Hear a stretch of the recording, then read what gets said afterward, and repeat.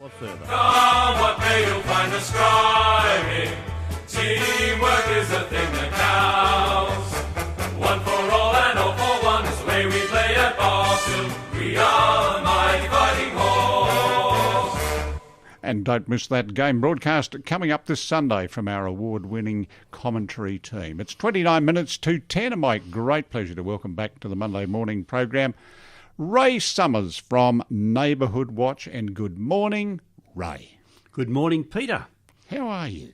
I'm well, but I'm a bit down because I made this investment in footy tickets for the finals, and I think I've got some spare tickets. I won't need them for North Melbourne, and I thought I might be able to sell them to some Carlton players, Carlton supporters.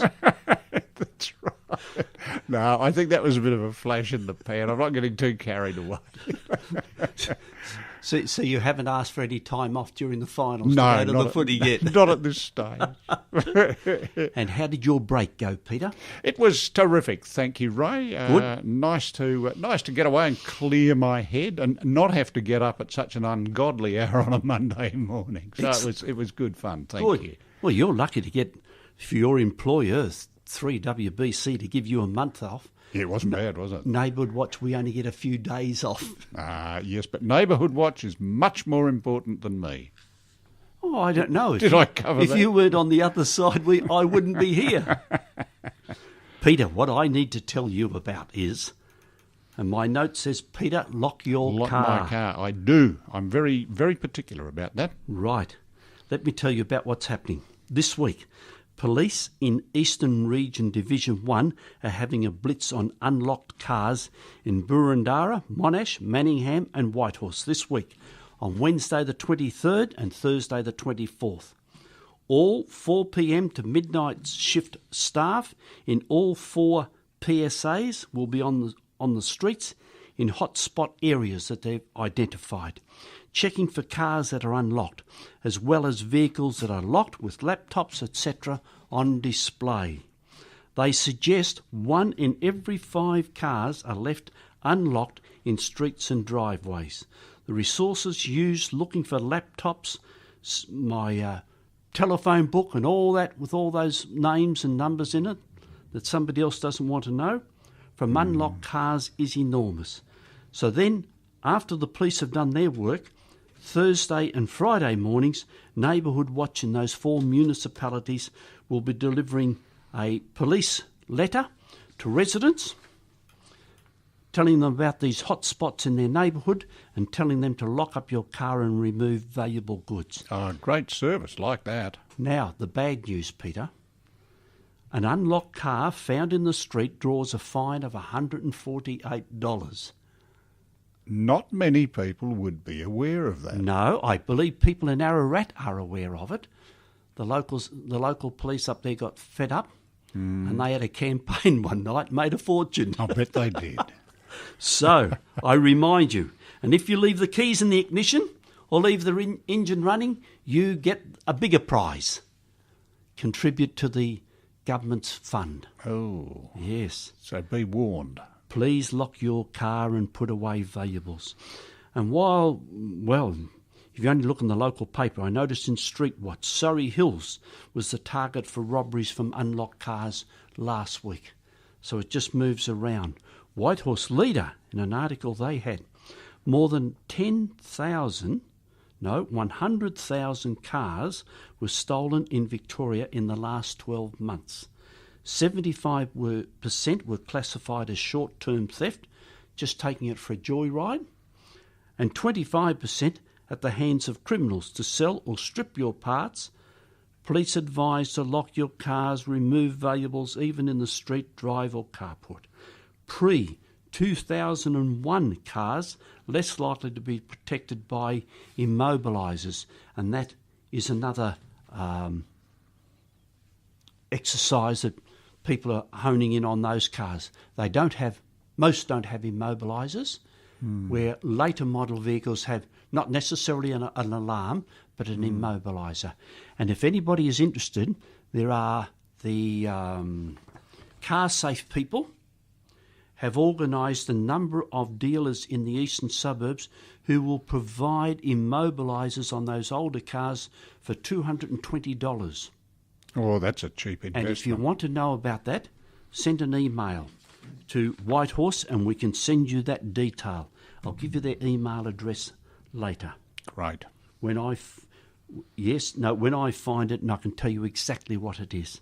Remind me to tell you that email address. And also, Whitehorse and Manningham, now this would affect you, Peter, are having problems with Audi cars, which have a valet key in the glove box.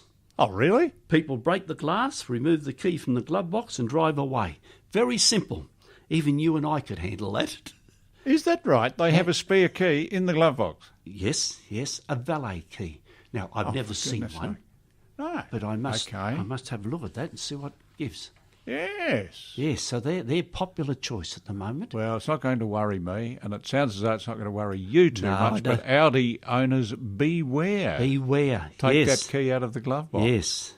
Good heavens. Now, having got away from, finished off about locking up your car and taking out your laptop, there's a scam operator. This is one of the latest, who declares he's the Optus customer service. Yes. The caller says the company's security has got an issue and we need to upgrade your details. So if you send us $2.99 only, it's cheap. Okay. With the bit of detail that we need to know, we'll fix the problem up for you. And all of it is going to, after the fella's got your detail, he's off to have a shopping spree this afternoon. Yeah. That's all they need. So they've really dropped that. They're quite happy with $2.99. 99. They're going to make a heck of a lot more out of your details, Absolutely, yes. Yeah. And if you want advice on scam protection, go to scamwatch.gov.au. Well, that's one I haven't caught up with. I had the local Consumer Affairs representative in here last week at 9:30, and we were talking about scams, and I hadn't caught up with that one, or we hadn't caught up with that one from Optus. There are a couple of other very clever ones around. So you've got to watch everything you do on the phone, on the computer. And people knocking on your front door. You've got to be careful. It's not a scam. Well, you might have in the e-news 1 or 2 copies ago mentioned about a person going $4,000 shopping spree in London on clothing. No, I don't remember that. I was the culprit. Were you? Yeah. Yeah. Anyway, it's all come back. I'm checking up. You were the culprit or the victim?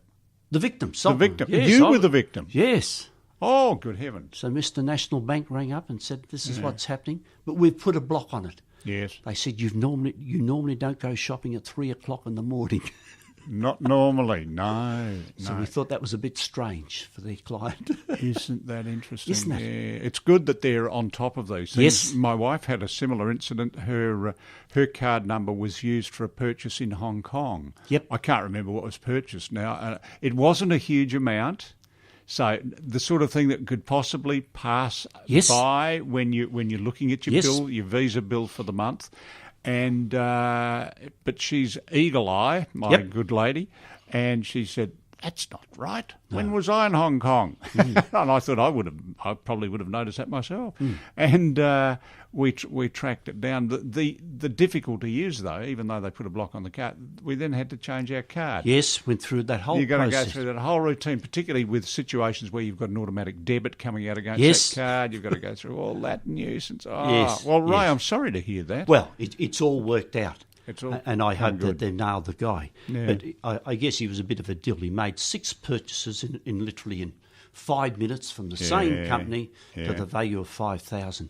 But the part that got under my skin was there's somebody walking around Melbourne in $4,000 of clothing that I paid for. Yeah. But of course, he didn't get the clothing because the second half of the transaction did not go through. Right. Because they put a block on the card and wouldn't release it. Oh, gee. Well, that's something anyway. Be warned, folks. You be warned. Now, Peter, I'm going to change tack a little bit here. And it's 20 minutes before 10 o'clock. You're listening to the Monday morning program with Peter Cassidy and Ray Summers from Neighbourhood Watch. Peter, I've just handed you a new book that's been released in Whitehorse. It's a book that was prepared by Manningham, and it's for young children in primary schools. I like it. Gee, it's a nice presentation. Yeah. Well, it's an activity book. And a couple of exercises there require children to get their mum and dad to find something on the computer. And in fact, the children might go and find the part that they're looking for. Anyway, what's happening is it's introduced when leading Senior Constable Rebecca Millen at Box Hill is visiting schools.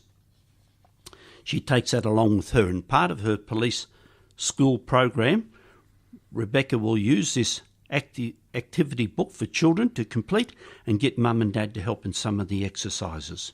And in fact, one of the local Cub groups have heard about it, so we're now booked in to go to Cubs one evening. That's good. And give them a dose of police terrific. Work, etc. Yeah. And having them on side.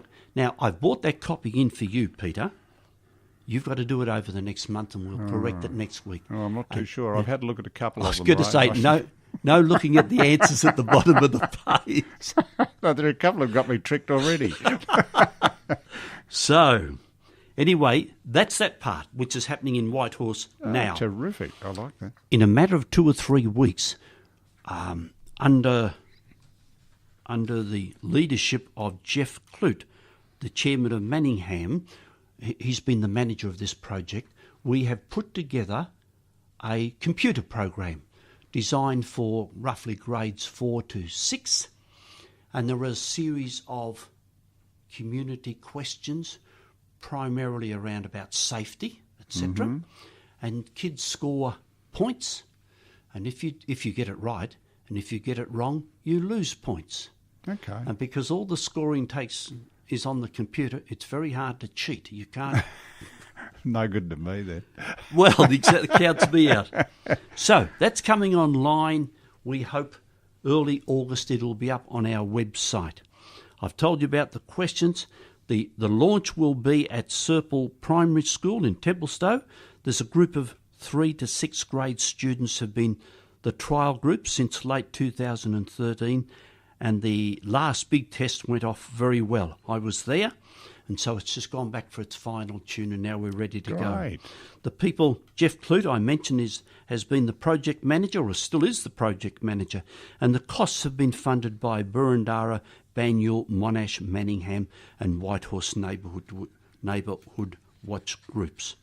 And it's a great effort by the program developer and the Serple Primary School children. Yeah, well done, those guys. Yes. That's terrific. That it really is a nice booklet that's been produced, and I look forward to having a look at the computer program too. And it encourages children to go onto our website, and they will get other things. No, that's great. Some dates that I wanted to tell you about, Peter. Yes. One I didn't print to tell you in advance. On Tuesday, the 12th of August at 3 o'clock at the Avenue Church in Blackburn, Graham Elder. There's a name. There's a gentleman that you know well. Indeed, He's going to talk to the locals about the Whitehorse Community Support Register, and that is progressing steadily. Good. Graham's on duty over there this morning at Box Hill Police Station with his team, and I've got to see them later. So that's on in Blackburn on the Tuesday, the 12th of August. Our Whitehorse Spring Festival is Sunday, the 19th of October. That'll be up at the Whitehorse Council Centre, and that's sure to be a big day. It was certainly great last year. Safe Plate Day at Bunnings, South Vermont, on Saturday, the 4th of October, and this will all be advertised on our website. And what else did I need to tell you? There was something, Peter, that There was another email address. Yes, I told you about the immobiliser. Okay. Now let me tell you about the email address. Email for Whitehorse is whitehorse@nhw.com.au.